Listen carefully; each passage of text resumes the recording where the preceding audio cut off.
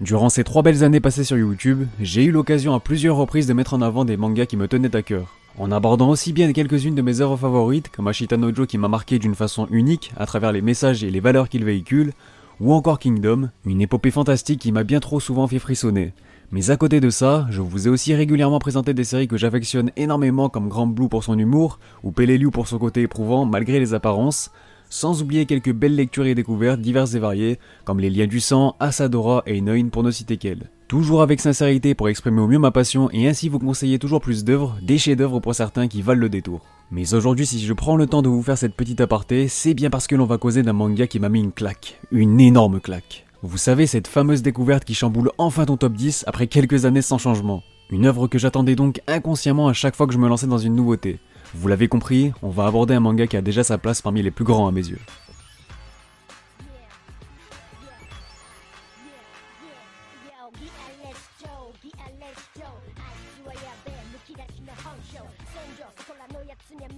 Allez, ça y est, j'ai déjà envie de relire le manga, putain.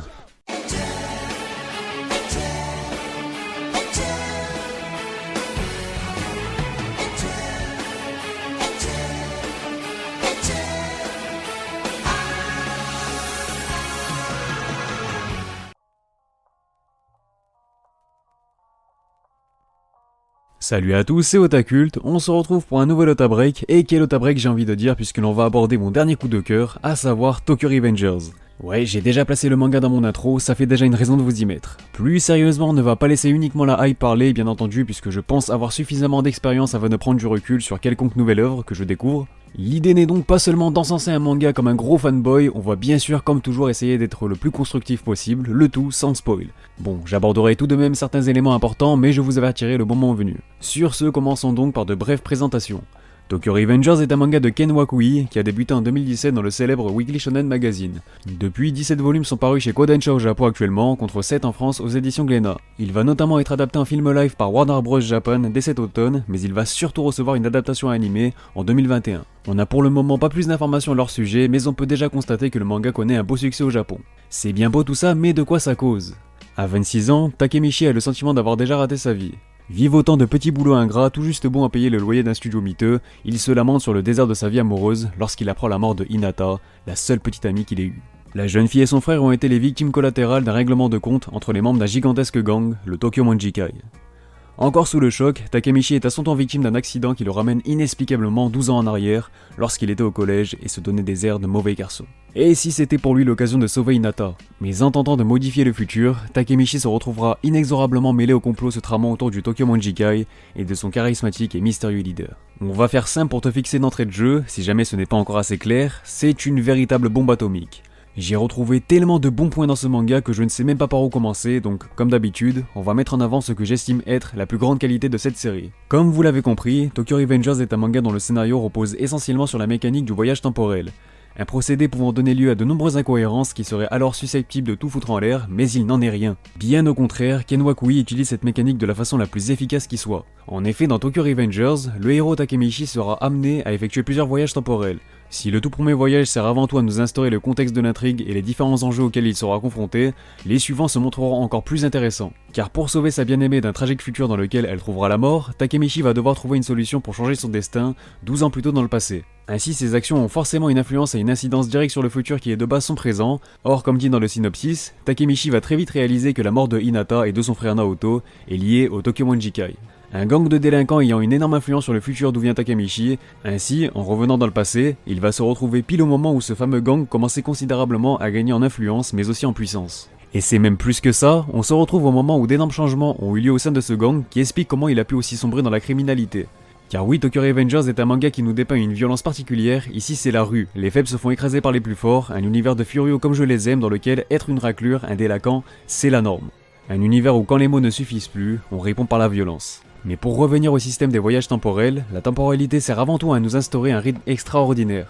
C'est simple, dans Tokyo Revengers, il n'y a littéralement aucun temps mort et pourtant, j'ai pas pu résister, je me suis mis à jour sur la parution japonaise. Mais si le rythme est aussi bien géré, c'est en partie dû au fait que l'auteur nous réserve plusieurs voyages temporels qui n'ont jamais le même but. Car si la principale raison reste toujours liée au fait de sauver la vie de son premier amour Hinata, Takemichi aura systématiquement une mission différente qui lui sera assignée dans le passé pour changer le futur. Bon, c'est pas vraiment un spoil je vous rassure, mais pour ce faire, il a trouvé un moyen de faire des va-et-vient entre le passé et son présent. Après, je vous laisse le soin de découvrir comment bien entendu. Ainsi cela instaure un sacré rythme puisque de ce fait, chacune de ses actions dans le passé ont un impact dans le futur. Alors d'un côté on suit les aventures pleines de tension de Takemichi qui côtoie des personnages grandement marquants sur lesquels on reviendra dans quelques instants, plus ça avance, plus il se met dans la merde et justement quand il revient dans le présent, on constate directement quelles conséquences ont eu ses actes sur le destin de ses amis mais aussi ses ennemis. Et même si il est vrai que l'on pourrait éventuellement reprocher un schéma narratif qui se répète assez souvent dans les grandes lignes, c'est-à-dire la situation initiale où Takemichi se rend dans le passé dans l'idée de contrer ou changer un événement précis, un élément perturbateur freine ses ambitions, il se débrouille comme il peut pour s'adapter à une situation mal embarquée, puis retourne dans le présent, et on a droit aux fameuses conséquences de ses actes avec de nouvelles révélations. Bon, je grossis les traits volontairement, ce n'est en aucun cas aussi linéaire que ça, mais il y a quelques répétitions tout de même.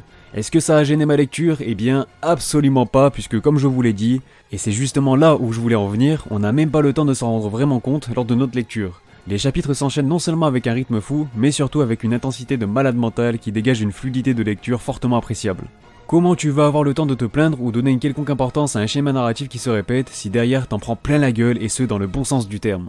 Quel manga fantastique, je vous jure que j'ai rarement pris une aussi grande gifle dans la gueule, car si encore le rythme et l'intensité qu'il dégage étaient ses seules qualités, ça aurait fait un très bon manga certes, mais je ne l'aurais pas mis sur un même pied d'égalité en termes d'appréciation qu'un manga comme Vagabond ou encore Berserk. On va donc creuser un peu plus loin en nous intéressant cette fois-ci aux différents acteurs du récit, les personnages.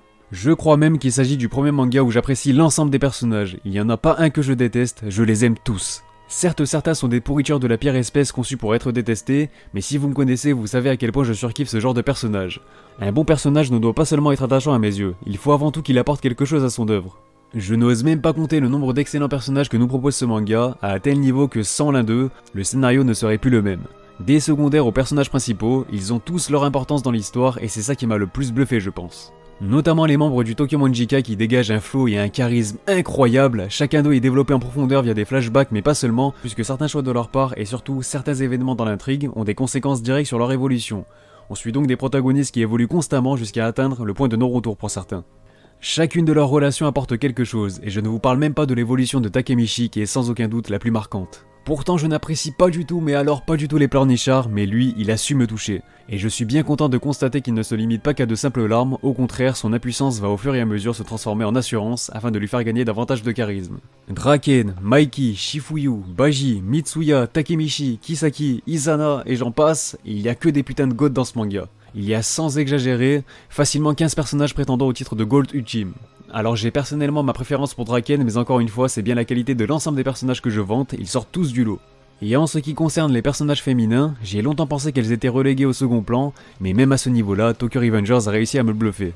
Je pense notamment à Hinata qui ne se contente pas seulement de subir le scénario entre guillemets, puisque ce dernier repose essentiellement sur son destin. Je vous rassure, la romance liant Takemichi à Hinata est aussi touchante que plaisante à suivre.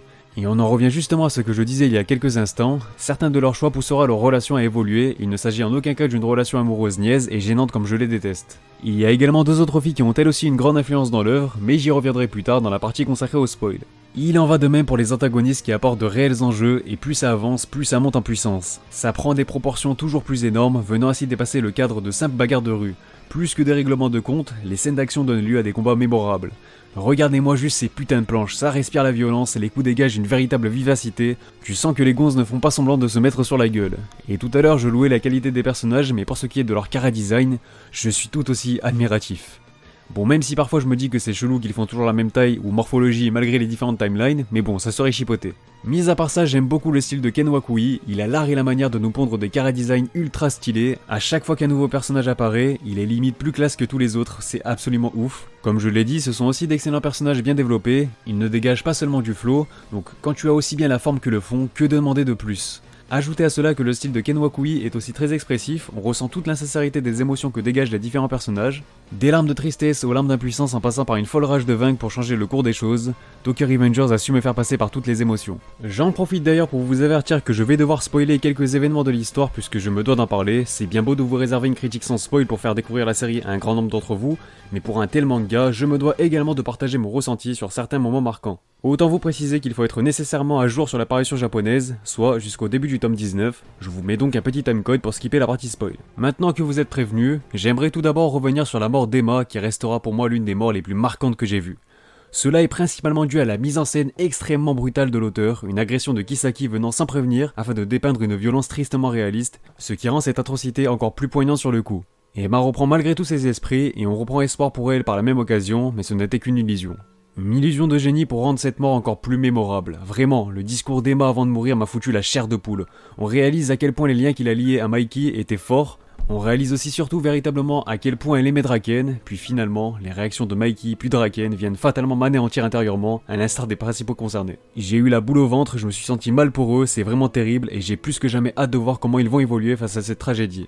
Comme je l'ai dit, ça monte constamment en puissance sans aucun temps mort, il en va de même pour les antagonistes, je kiffe grandement Kisaki pour tous les enjeux qu'il génère, le type c'est le mastermind du manga, un homme brillant qui évolue dans l'ombre afin de mieux s'attirer la lumière, toutes les misères et les galères que vivent ou ont vécu les protagonistes ont été causées par cette pourriture, ce qui en fait assurément un excellent personnage.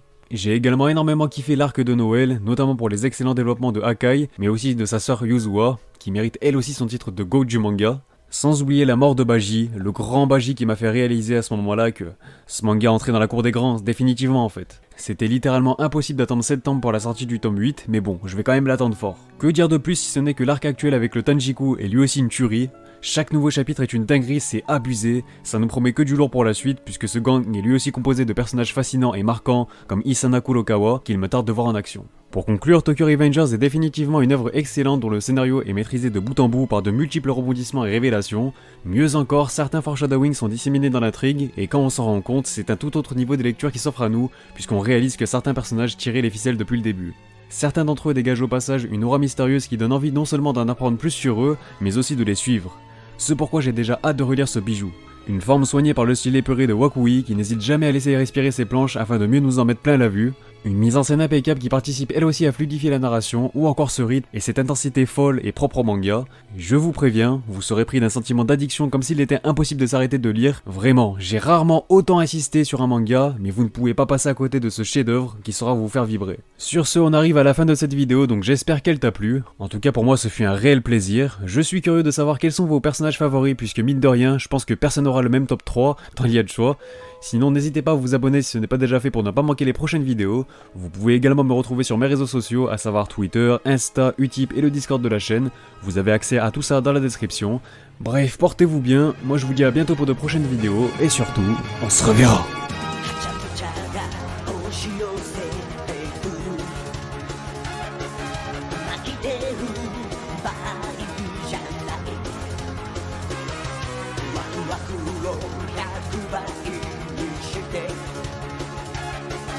パーティーの主役になろう」